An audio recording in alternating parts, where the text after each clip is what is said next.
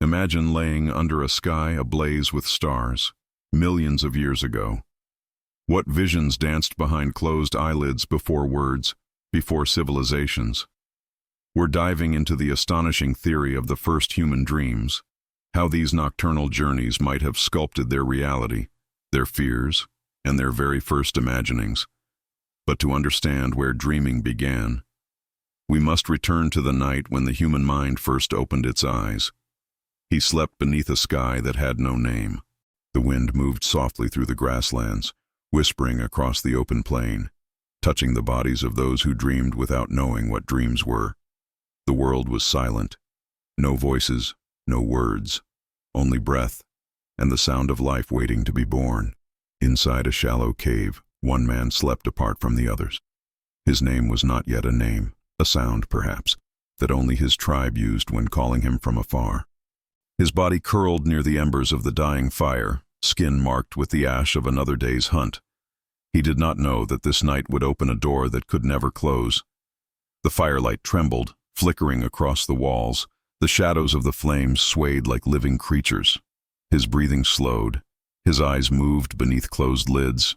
And then, the darkness changed. A spark appeared, not from the fire, but from within. A line of light slithered across his mind. He saw movement where there was none. The outline of an animal, vast and golden, rising from the ground. Its horns curved like moons. Its eyes glowed like molten rock. He wanted to run, but his body did not obey. He was both hunter and hunted, both man and dream. Another form followed. A herd of creatures thundered through the air, shapes of dust and smoke, yet louder than storms. The ground shook, though his body lay still.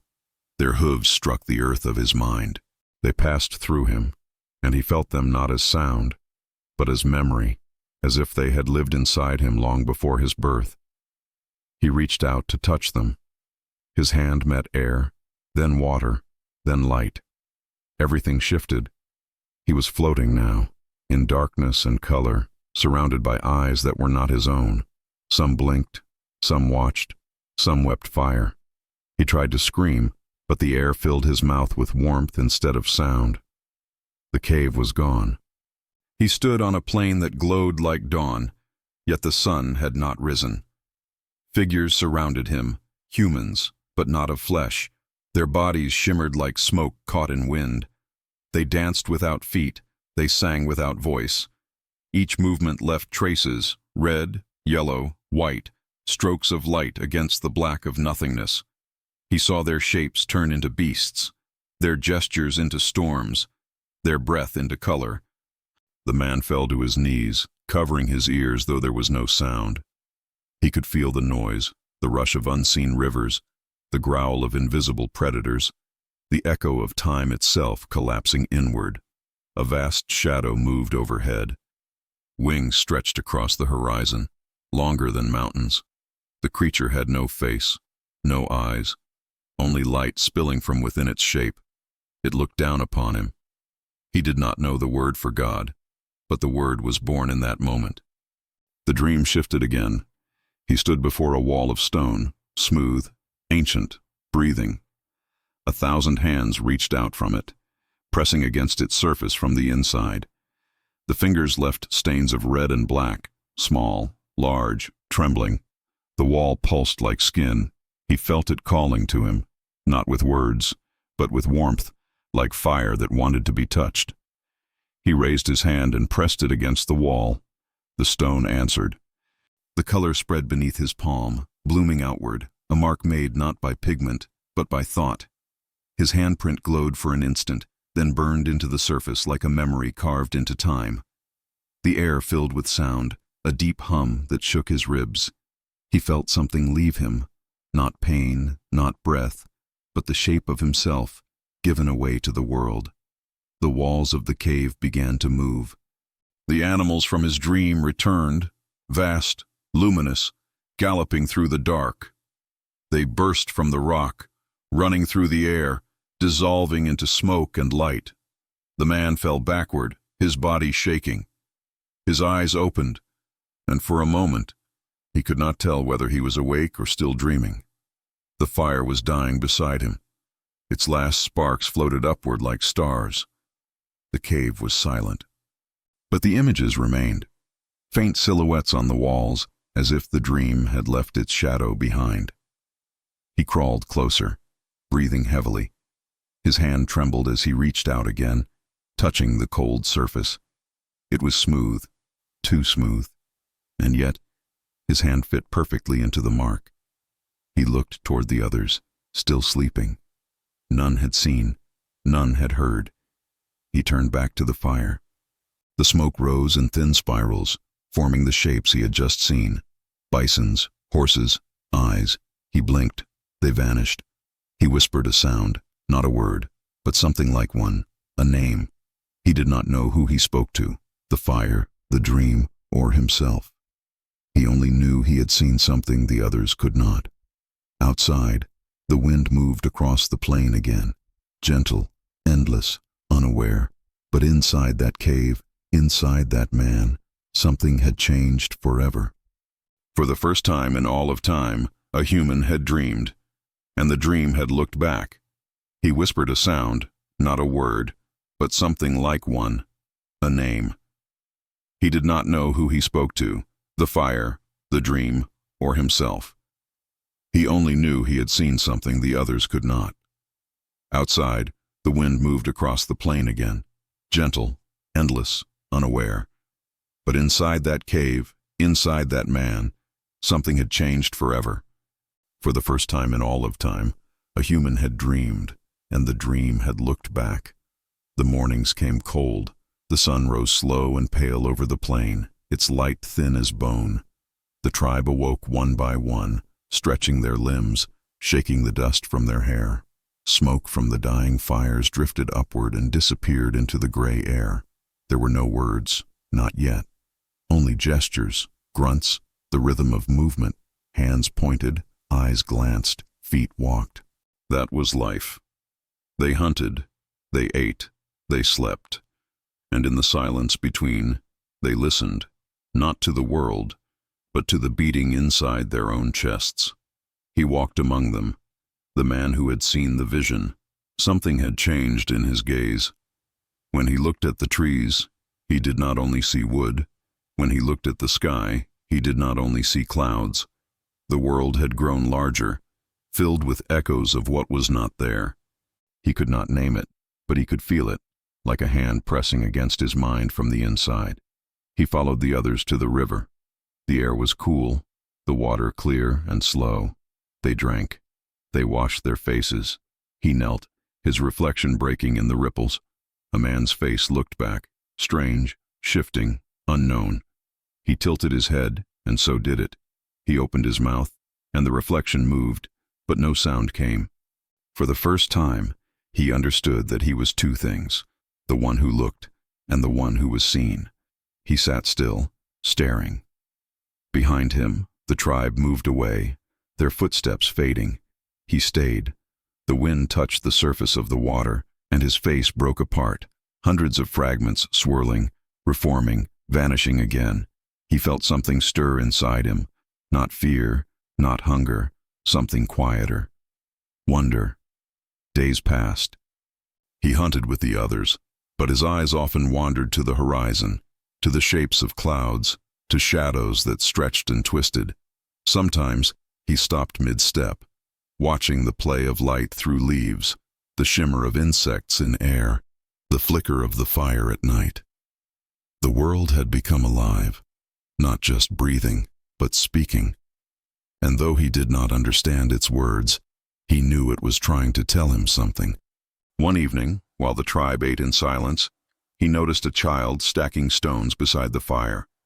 The small hands placed them one atop another, round, flat, careful. When the tower collapsed, the child laughed, the first sound of joy he had ever heard. The man stared. That sound, that laughter, felt sacred, a spark of something unseen.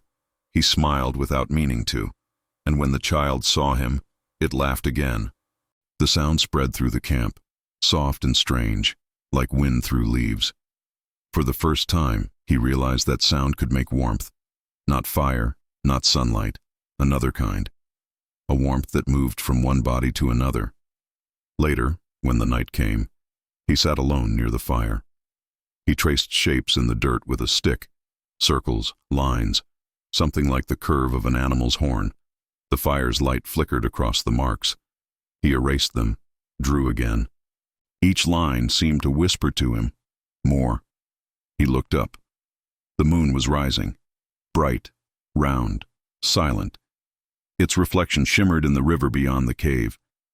He thought of the faces he had seen in his dream, the creatures made of smoke and gold, the eyes that had watched him from behind the dark.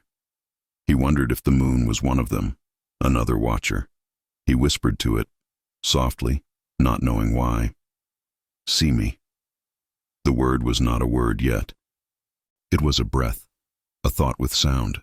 But when he said it, the air around him felt different. Something deep inside him recognized it, as if the world itself had answered back. He touched his chest, feeling the rhythm there. He remembered the walls in his dream, the glowing hands, the colors that lived and died. He looked at the cave behind him, its empty stone surfaces, waiting. He would go there again. He did not know why, only that he had to. The others slept, curled near the fire. He lay beside them, staring at the ceiling of stone. The smoke from the embers curled upward, forming shapes that danced and twisted. He saw animals in them again, running, breathing, alive. He smiled faintly, and before sleep took him, he whispered the same breath of sound. "See me."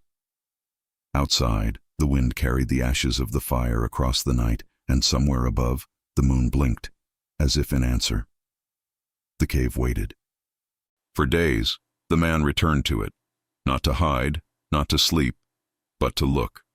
The walls were alive in his memory, filled with the glowing shapes from his dream. Yet now they stood bare, cold, silent. Still he could feel something inside them, a pulse beneath the stone, a breath too deep to hear. He pressed his palm against the rock.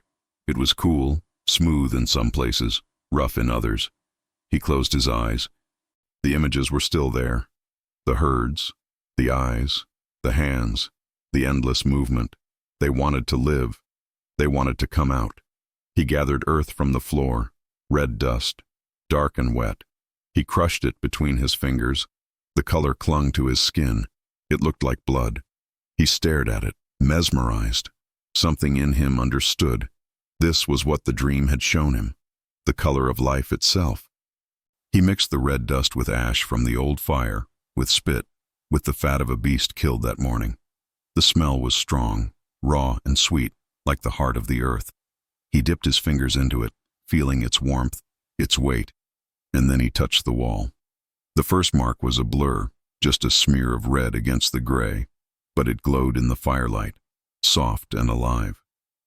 He ran his hand across it again, slower this time. The color deepened.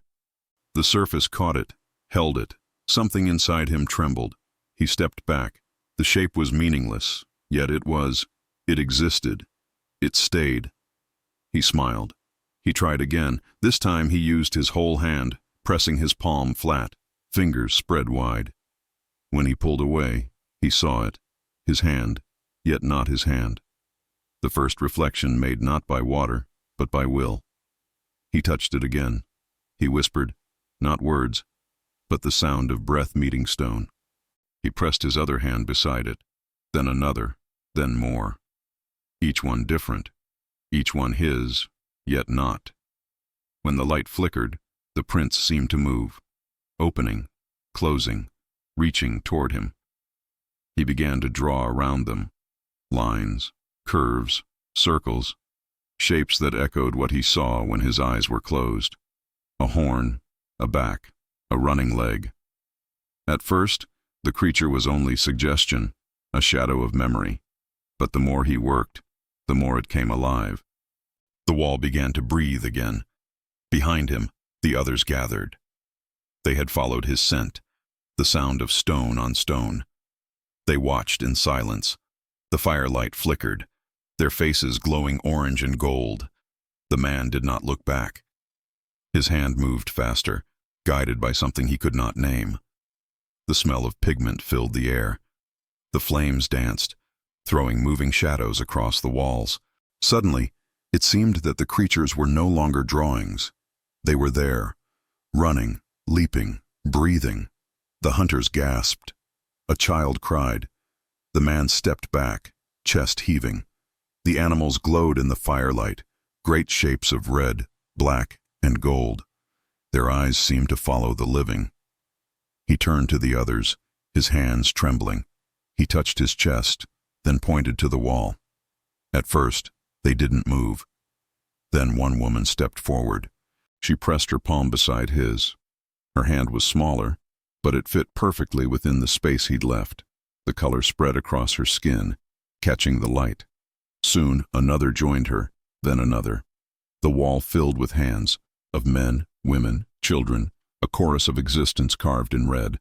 The fire roared, smoke curled along the ceiling, gathering into shapes again.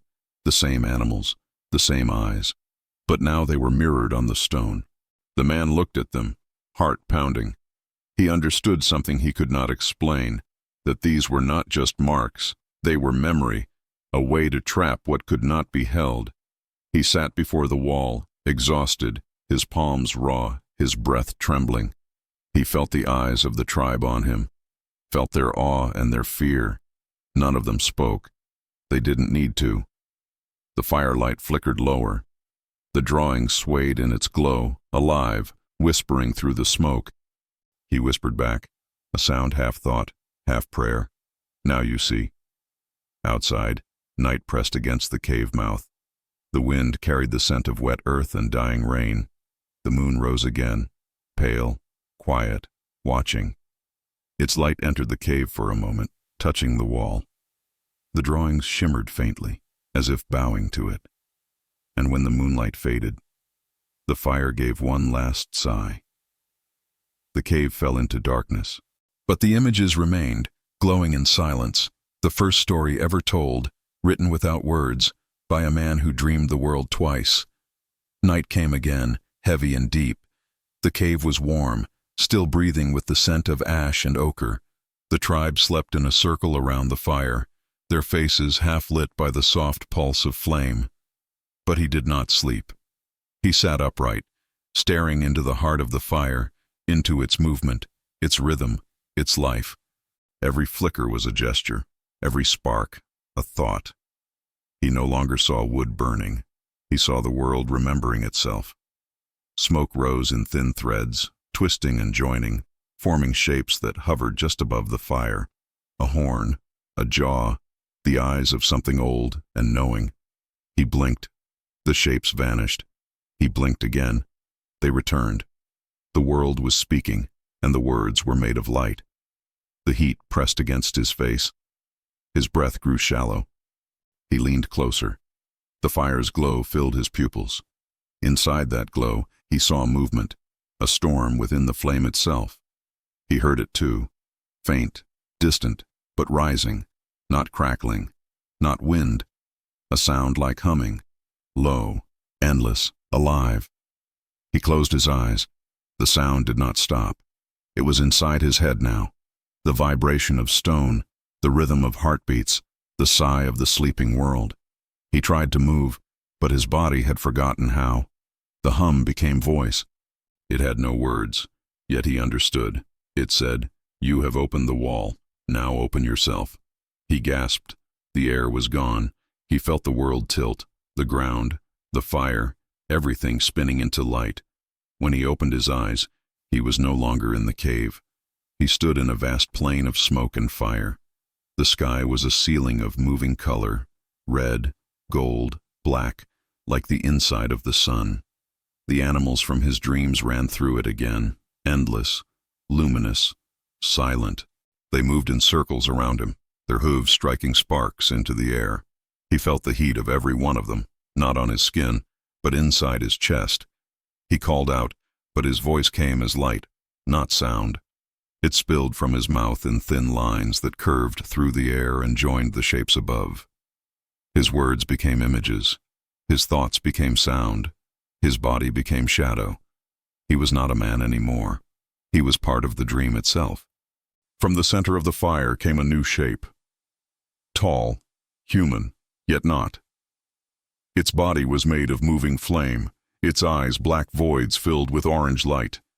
It did not walk, it flowed, each movement leaving trails of smoke that formed faces, hands, and beasts, the fire being stopped before him.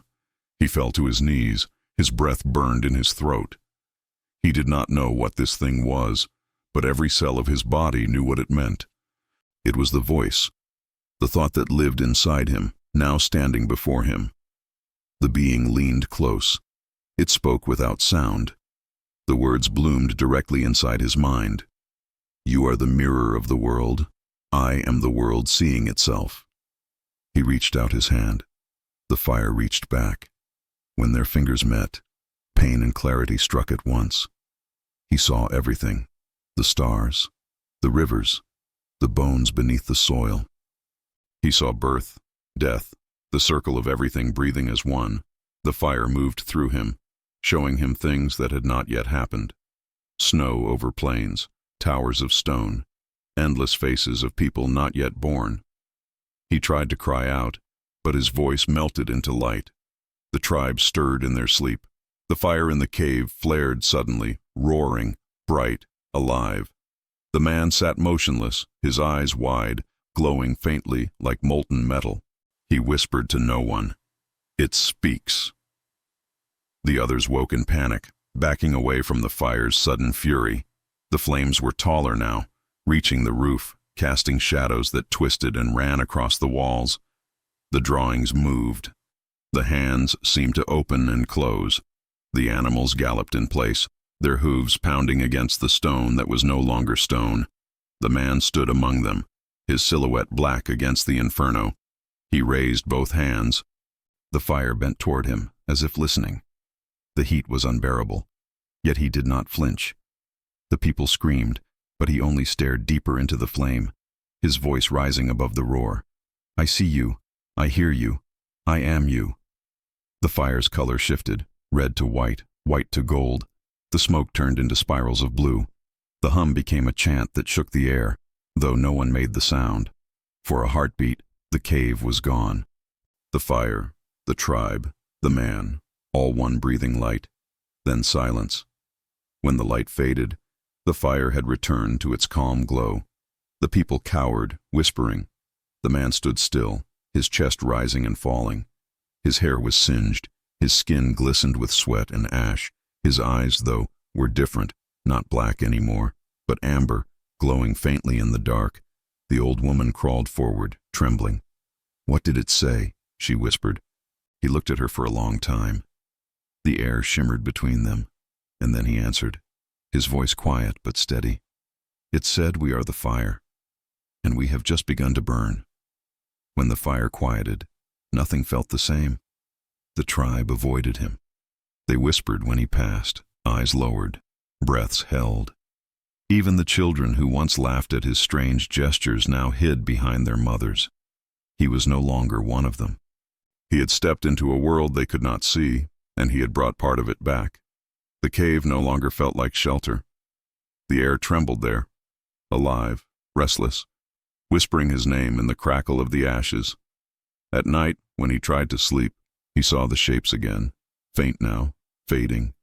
Animals, faces, rivers of light. They swam behind his eyes, never leaving. The fire's voice was softer now, but always there, humming beneath the silence. He stopped hunting. He stopped eating with the others. He spent his days near the walls, touching the painted shapes, tracing their curves with his fingers. Each line still pulsed faintly in the firelight, as though remembering the night of creation. He would whisper to them, his words half breath, half prayer. "I saw you," he said. "You showed me what I am." But the others heard him whispering to stone, and they were afraid. One night, a hunter approached him. The man's face was shadowed, his spear tipped with blackened bone. He spoke in broken tones, not words, not yet, but enough to mean stop. The dreamer looked up, his eyes glowing faintly in the darkness. He did not move. The hunter's arm trembled. The spear lowered, then fell. He turned and ran. For in that gaze, he had seen something older than rage. He had seen reflection. Days passed. The dreamer wandered farther from the tribe, up the ridge where the wind was cold and sharp. He carried nothing but a torch and a pouch of pigment. He sought silence, but even the silence spoke. The world was louder now. The grass, the stones, the clouds. Everything had meaning. Everything was alive. He found another cave, smaller, deeper, hidden between two cliffs. Its entrance was narrow, its air cool and still. He knelt before the stone and began again. This time, he did not paint animals. He painted visions, spirals, circles, paths of fire winding into the dark. He dipped his hands into the red pigment until his skin was covered, dripping. He pressed them to the wall, each mark a heartbeat, each touch a word. The cave glowed like blood under torchlight. He whispered through tears, "If they will not see, the stone will see for them." His voice cracked. He pressed his forehead to the wall.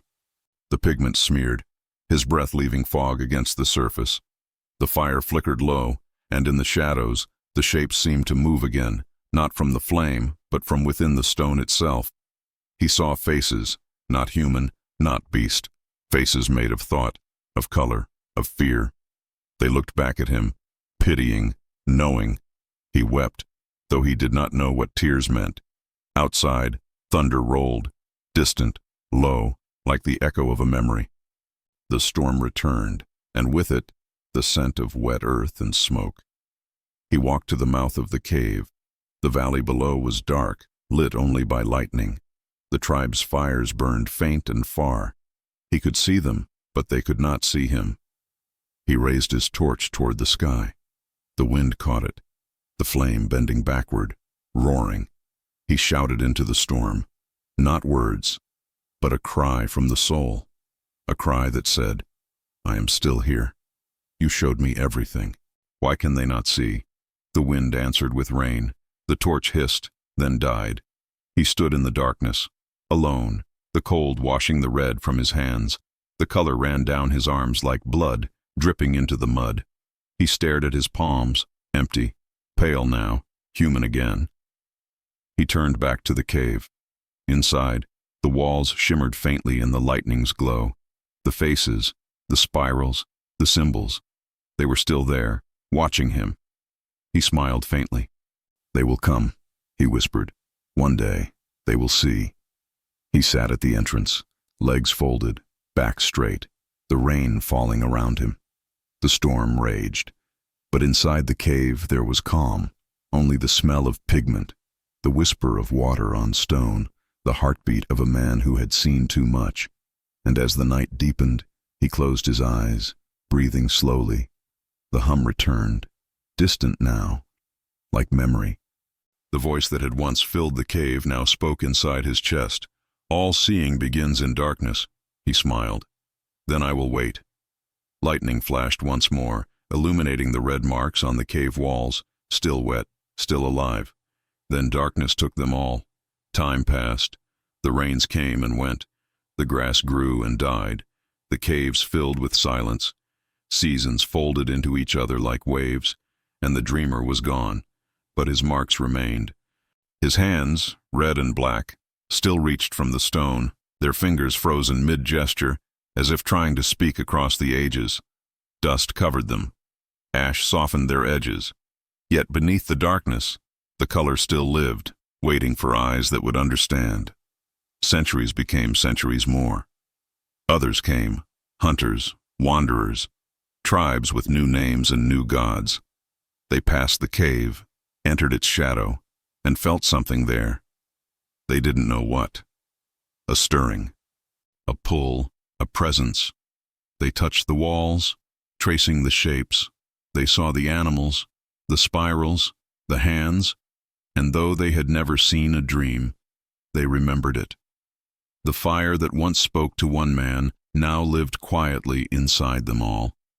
The caves of the earth became the first temples, not of stone, but of thought. Here, humanity met itself.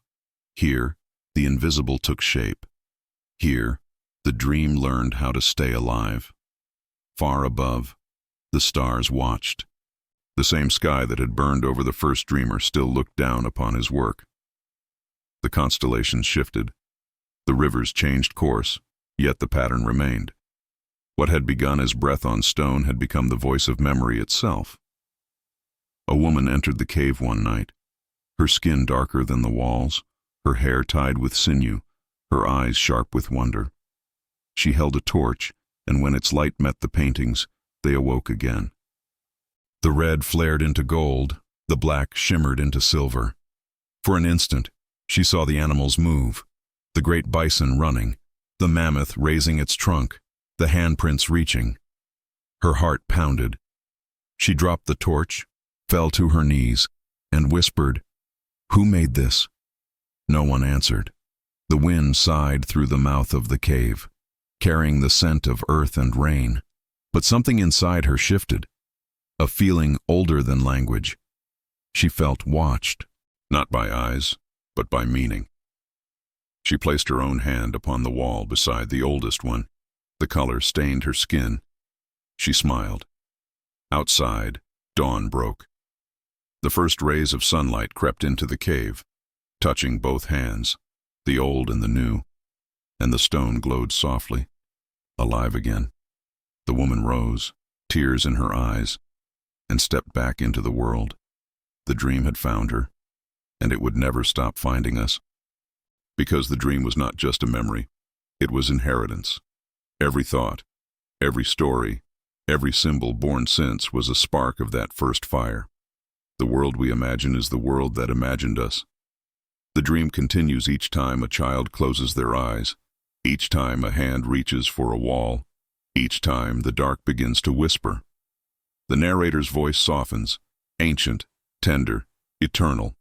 In the beginning, one man dreamed, and the dream became the mirror of all minds. We are the children of his fire, the keepers of his night, the breath that keeps his vision alive. Outside the cave, the wind sighs through the trees. The river murmurs the same melody it sang 2 million years ago. And far inside the earth, behind the old handprints, the stone still hums, faint, steady, like a sleeping heart. The dream has never ended. It only waits for us to remember it. And that's how humanity survived. Once again,